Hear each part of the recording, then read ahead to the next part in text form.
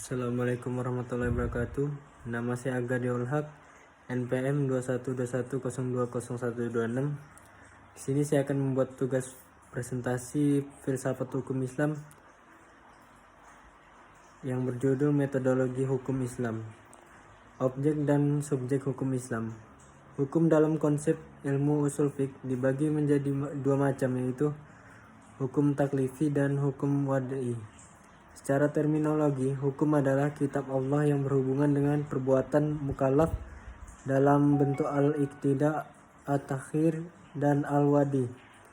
Yang dimaksud dengan kitab adalah firman Allah yang berupa perintah-perintah atau larangan-larangan. Ada beberapa hukum taklifi, yaitu yang pertama ijab, yaitu firman yang menuntut suatu perbuatan dengan tuntutan yang pasti.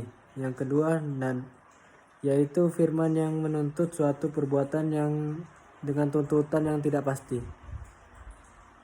Menurut ulama Hanafiyah, hukum taklif dibagi menjadi 7, yaitu fardu, wajib, tahrim, karahah, tanzih, nad, dan ibahah. Menurut ulama Hanafiyah, jika suatu perintah didasarkan pada dalil yang pasti, seperti Al-Quran dan hadis mutawatir, perintah itu disebut dengan perintah fardu. Akan tetapi jika perintah itu berdasarkan pada dalil yang zani, perintah itu dinamakan wajib. Demikian pula halnya dengan larangan. Jika larangan itu didasarkan pada dalil yang qat'i, disebut haram. Sebaliknya, jika larangan itu didasarkan pada dalil yang zani, maka tergolong pada hukum makruh. 5 atau 7 jenis hukum tersebut dinamakan dengan taklifiyah, yang artinya tuntutan atau memberi beban. Taklifi disebut pula sebagai jenis perbuatan hukum.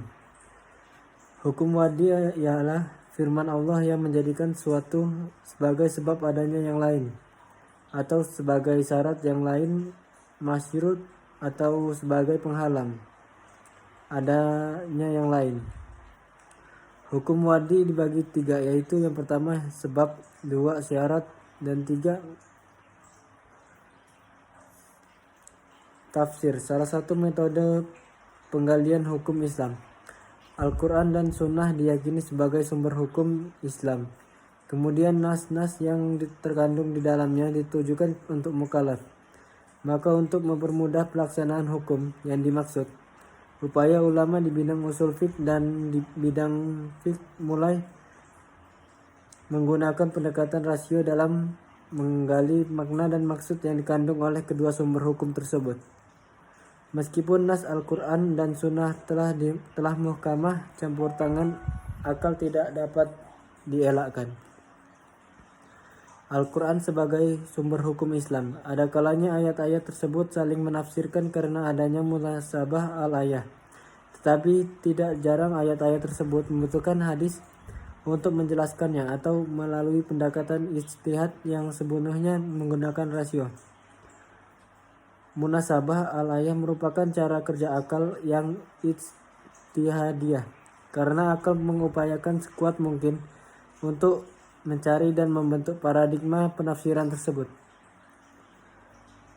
Ijtihad sebagai metode penggalian hukum Islam. Ijtihad berasal dari kata jahda, artinya al-mayakkah, sulit, berat, susah, atau sukar.